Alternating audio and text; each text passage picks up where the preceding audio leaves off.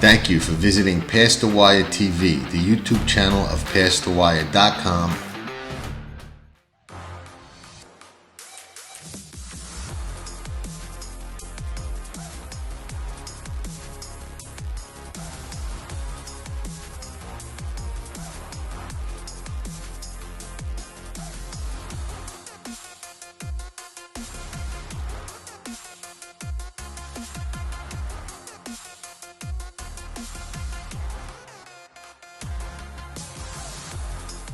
Buongiorno everybody, Saratoga Today from Past the Wire, brought to you by our friends at Amwager and Zilla Racing Stables.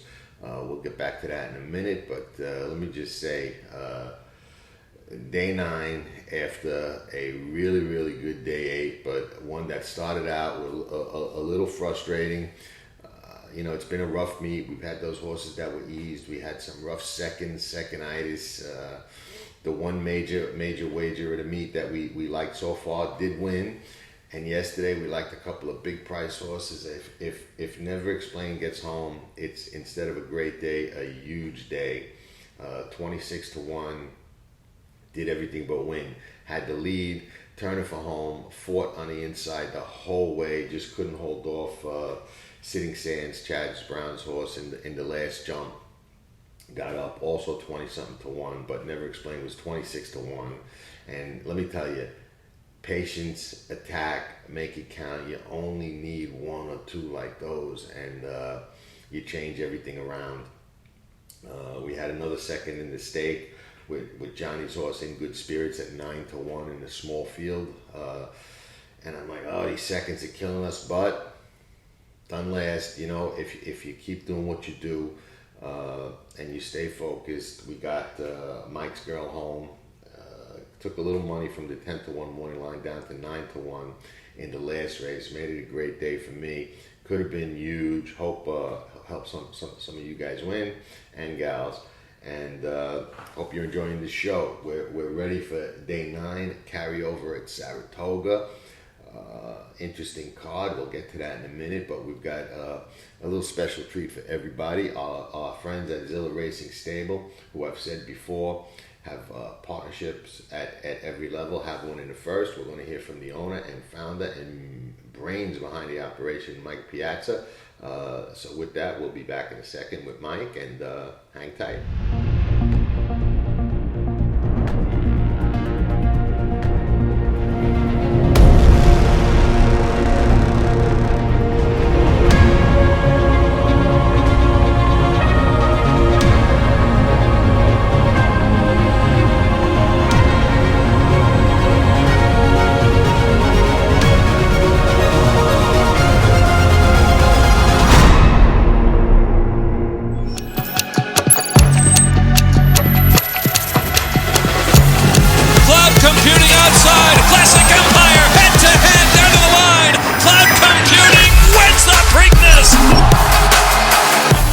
Okay, everybody, as promised, we are back with Mike Piazza from Zilla Racing Stables, taking time out of a busy Sunday morning where they've got a horse in the first race at Saratoga Today, a maiden special weight race, which are probably the toughest races up there. Mike, thanks so much for coming on the show. Good morning, Jonathan. Thank you for having me. First off, congratulations. I know I sent you congratulations, but you already got a win with a horse you claimed opening day of the meet with Smile Brian, which has to be the head bob of the meet thus far. And maybe the head bob of Saratoga forever. So congratulations on that. But today you've got a different kind of horse in. You've got a maiden special weight horse in, a Tapature filly that you guys bought, and she's coming in from a nice race at Ellis Park. What do you think? We're pretty high on her. Coming out of the sale when we bought her, I got to watch her breeze live from the backside at OBS, and just watching her breeze through binoculars, she just looked like she was such a good mover, really used herself behind, real big stride. And she was one I was excited to go back to the barn to eventually see her. But then when I did go back to the barn to see her, she came out. She was much smaller than I expected, which couple years ago, that was the case with Mischievous Alex. We were one of the underbidders on Mischievous Alex, and he was kind of on the smaller side too. In fact, I used to refer to him as a midget because I was telling everybody how much I loved the horse. Right. So she was like, it kind of fit that mold of him. Not quite. He had a little bit more substance to him, but she was definitely on the smaller side. But she's kind of, she had a big engine on her, and said I loved the way she moved. So we liked her from day one. Going into Brad's barn, I was excited to send her to him. I did tell him, look, she's on the smaller side, but trust me, she's a runner. And we debuted at Ellis, and she ran a great race. We thought she ran a winning race. And that was an eventful race, right? There was some trouble in that race. What happened? I'm sorry. That was an eventful race. Wasn't there some trouble in that race that she got into as well? Yeah.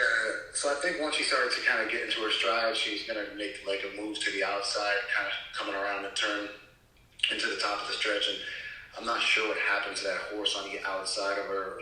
I don't know if it broke down or what went wrong. And so she kind of had to alter her path and, stayed inside. And then, she closed up really well.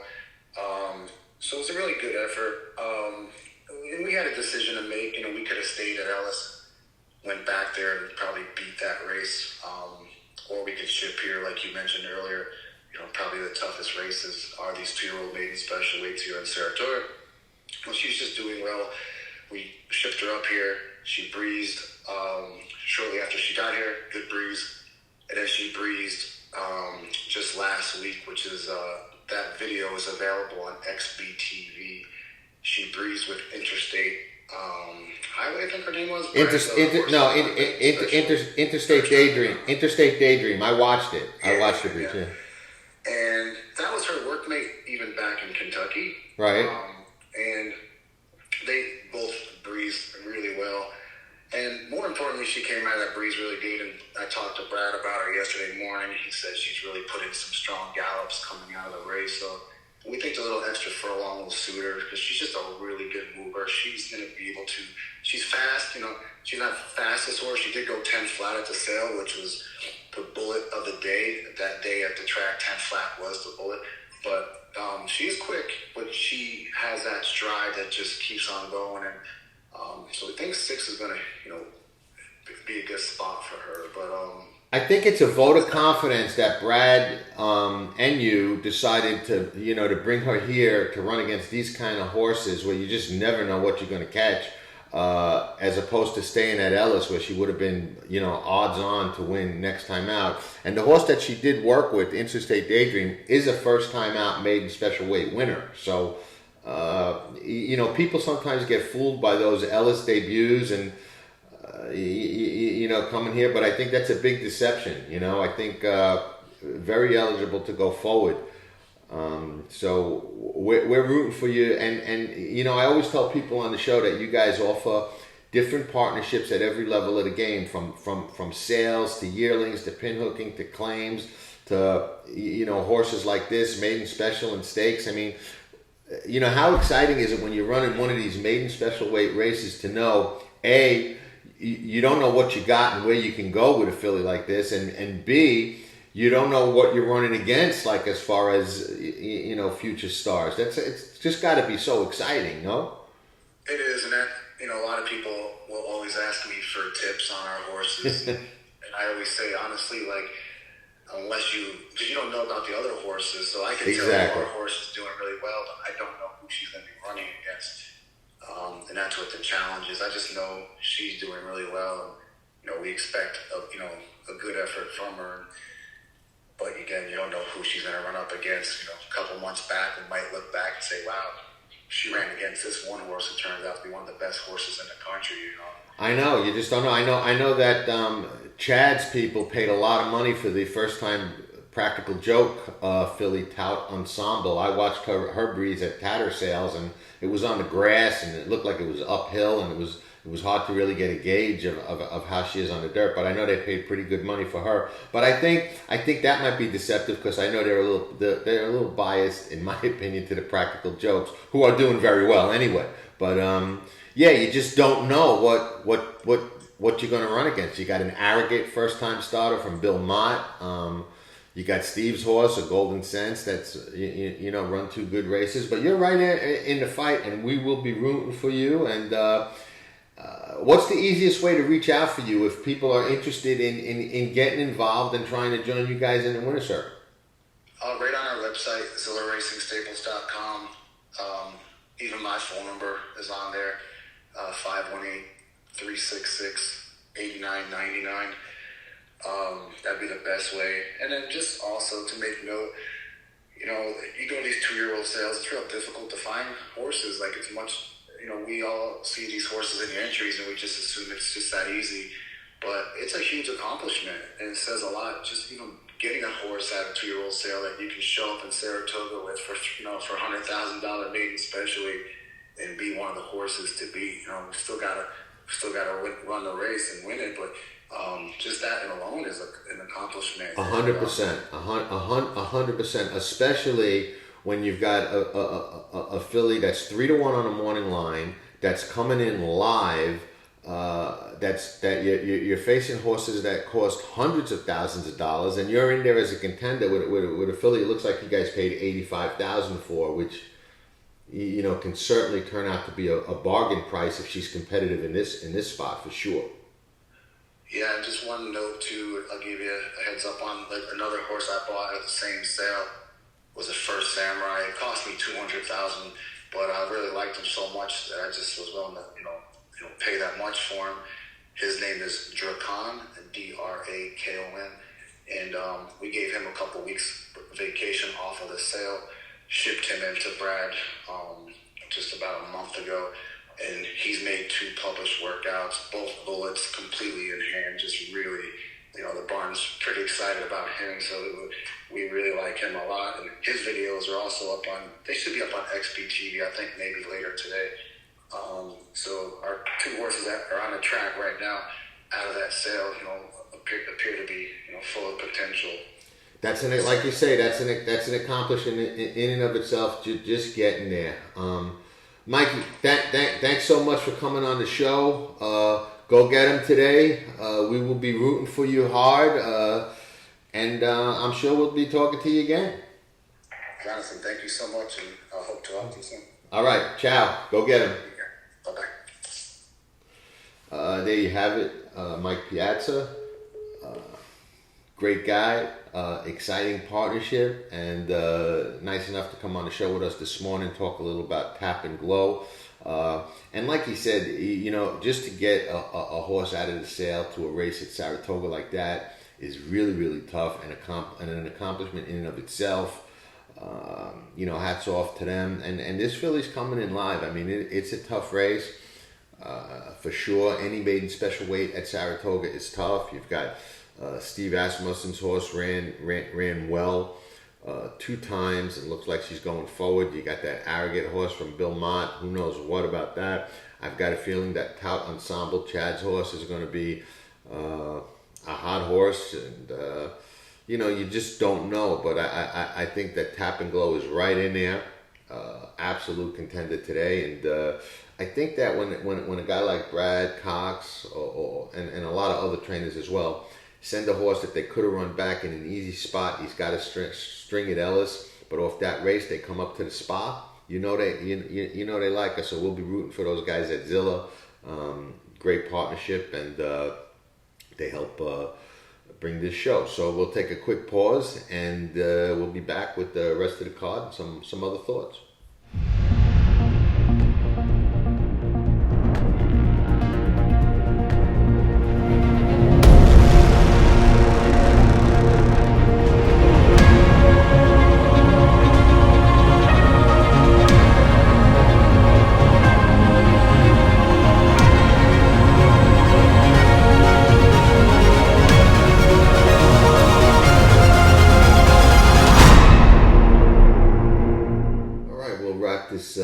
We'll wrap this card up. That was nice of Mike to jump on with us, and I think for me the focus is going to be on what else? The pick 6. There's a carryover, there's big fields, and it's a very, very tough pick 6. It would be tough if it was a 20-cent bet, It'd be ultra tough if it was the original $2 bet, and even at $1, it's going to be rough. And the key, in my opinion, unless you're betting astronomical amounts of money, I've always been a guy who loves a single or two. So you got to try and find the right single and see if you can, get that one home and give yourself a shot. And we'll see if we could get there. But we'll talk about a couple of the races. And I mean, it starts in race 5, $40,000 non-winner at 2 lifetime claimers. And,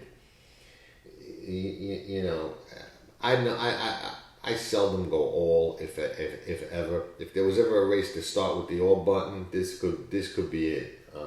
I won't do it. One horse I know I'll use, even though iffy pace-wise, but there's a horse, number 7, Defy Expectations. She was on my tracking trips list the day she was put there, and that's a subscription service for troubled trips, horses who ran with or against biases to upgrade or downgrade, bad trips, questionable rides, questionable decisions, block steady. It's like a trip note kind of service. It's on pastthewire.com and you can check it out. It's really good service, really cool. Something for everybody there. But that aside, Defy Expectations was put on it because I didn't like the way Javier Castellano rode her that day at Belmont, and it just looked like with a more aggressive ride she could have won. She's since been taken off the list because she hasn't come back to win yet, and that's iffy to me. But she shows up here for Brittany Russell, who likes to win races and is pretty sharp, and I think she's got a chance. She's one of many that I will, or at least several that I will use in there. Just tough. But you got to get by that leg to stay alive. So it's a key leg, So as deep as anybody wants to go, I wouldn't dissuade anybody from using anybody, including the all button, in that particular race. That's just a hard race. Race 6, maiden special weight.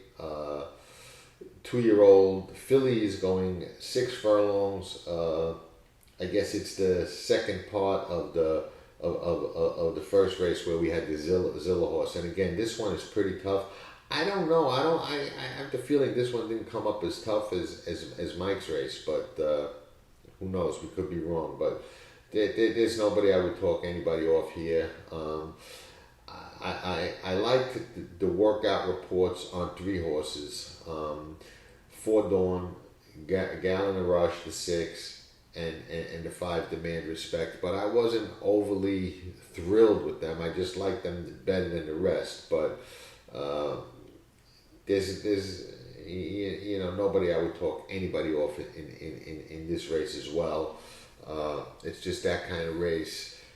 And it's what's going to make this pick 6 so hard and maybe very, very rewarding if you're fortunate enough to hit it.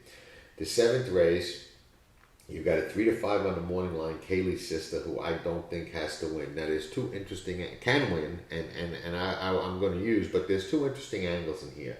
We talked on one of the earlier shows about horses that win at the meet or run well at the meet, coming back and running again. Well, Raffinity, the one, broke her maiden over the track earlier in the meet, was claimed out of that race, and now runs back for Oscar Barrera the 3rd. If this was the original Oscar Barrera running back off the claim like that, this horse would be 3-5 and gallop. But that was a long time ago in a land far, far away. And those who know, those who don't. But if you know, you know. So this would have been literally, and I don't believe in free squares, this would have been a free square. Go to the window, don't worry about nothing. But it is worth noting that this is the first one, I think, to win a race at the meet and come back and run back at the meet. That's something that's been a productive angle up there for years, even when the horses don't look like and or figure to run well. Another horse, I'm going to give a shout out to a long time friend of mine who's an excellent horseman and an excellent trainer. Broke Big Brown's maiden up at Saratoga and had no doubt that the horse was going to win that day. Patty Reynolds. The 2 horse, Cadeau de Pas, if I'm saying that incorrectly, I apologize to the connections. and to the horse. But Patty Reynolds took over this horse, and first time Patty Reynolds is an under the radar, dangerous angle. He knows where to run him. He moves him up, and he's a very, very sharp outfit. So those are two angles I just wanted to mention in that race with that 3-5 morning line favorite. And then who could forget? Orlando Noda's got one in there that's live, and his horses come to fire all the time. He puts them in the right spots too. So, I don't think that's a free square with the 7 by any stretch of the imagination for Brad Cox and Kaylee's Square. And pick 6 strategy wise, if a lot of people single that horse, and a lot of the recreational money will, and you can beat it, you take some people, out of that box, and it's always good to look to a race that you can do that in. The 8th race is a nice race. Might as well be a turf. Could even be a stake type race with some of the horses that are in there. Even though it's a high level optional claimer. One horse I've been waiting for a big race from for a long time is the 9 City Man. On one of our interview shows, I had Dean Reeves of Reeves Thoroughbred on there, and we talked a lot about a lot of their horses, and Mucho Macho Man, who won the Breeders' Cup Classic. We talked a lot about City Man, and him and Christophe Clement are both on the same page with me, thinking that, this horse has got a really big race in him, and it looks like they finally put him in a spot where they may be looking to give him some confidence. I'm not singling in this race, but he's a must use and dangerous, and a horse I think. There's a couple in here.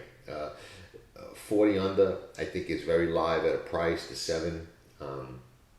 And there's others as well. I'm going to probably go 4 or 5 deep in there, but those are 2 I'm absolutely going to use. My single is going to be in the 9th race. And this is a horse I like a lot today. Unfortunately, not like yesterday. You play the cards you dealt. Yesterday we went after some bombs. One ran second, got beat at the wire. We're going to hit some. We're going to catch some big ones during the course of the meet. No question about it.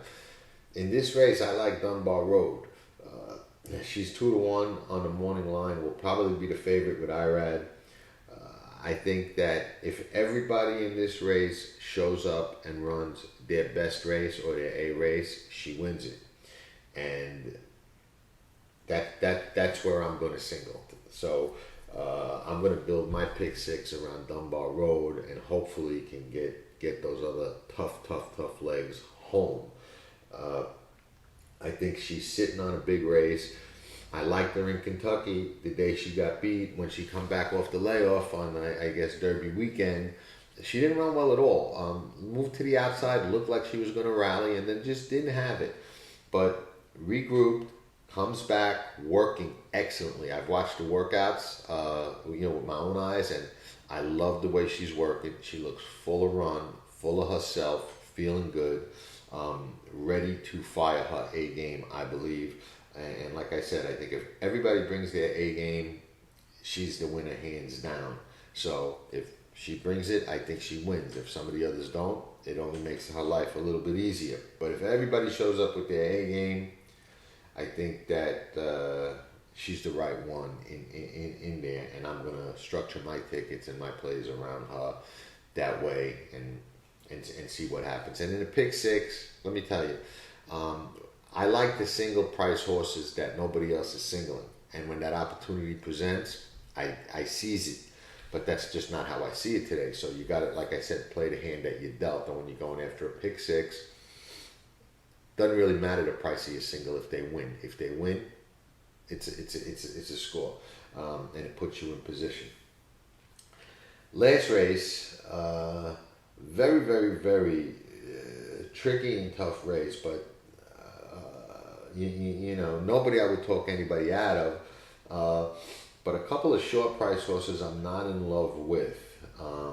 Legit is going to take a lot of money with Jose off that George Weaver claim. I know he's looking to win, but I don't trust it. Pletcher's horse, who's 8-5 on the morning line. I know he's in there looking to win with Luis. Luis rides those pleasure drop downs really hard. I don't trust it. I lean to the old war horse, Someday Jones, Mike Maker's horse. This horse is an 8-year-old, tough hard knocker. I hope they find a nice home for this horse when it's time to retire. But before he does, I think that he can absolutely win this race at Saratoga. He's never been at Saratoga. He's 12 for 36 in his lifetime, so he knows where the wire is. He's been all over the place: Parks, Presque Isle, Penn National, Aqueduct, Laurel, Delaware, Keeneland. So I don't think it matters to him where he's run. He's been around. He's been there, seen that, done that, and I don't think it's going to matter. He's dropping down. He gets IRAD, and I think he's a nice fit in here at 1 1/8, which I think is his best distance. Am I going to single him? No, because I just decided to single Dunbar Road, and I'm only going to have one single on this ticket. But he might be a horse that I go back at, and that's I don't do the ABC method. Those that have watched some of my shows and webinars know I don't believe in any ticket structuring, and we'll talk ticket structuring, and there's a lot on the website about it, and even on some of the YouTube videos about it. I don't believe in any ticket structuring that allows all the horses I like to win, but in a certain sequence where they can win and I don't have the ticket. So what I'll do sometimes is, especially in pick 4s and pick 5s, I'll bet one main ticket with everybody that I like and want to include.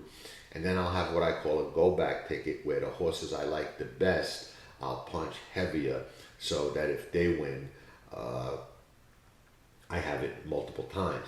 Now, in a pick 6, I don't always do that, but I might today, depending on how much my ticket costs. And after a big day and a potentially huge day yesterday, they got the blood going a little bit. So you know how we feel when that happens. I'm only normal human. Well, not normal, but I'm only human too. So you get pumped up, and yesterday did that. So what I might do, depending on how much the ticket costs, is put in one ticket with the Dunbar Road single and using a couple of horses in the last race, one of which will be Someday Jones, then go back at another ticket with just Someday Jones. So if he wins, I would have it more than one time because he is my top choice in what I view as a very tough, wide open race. Tough sequence. We had a long week.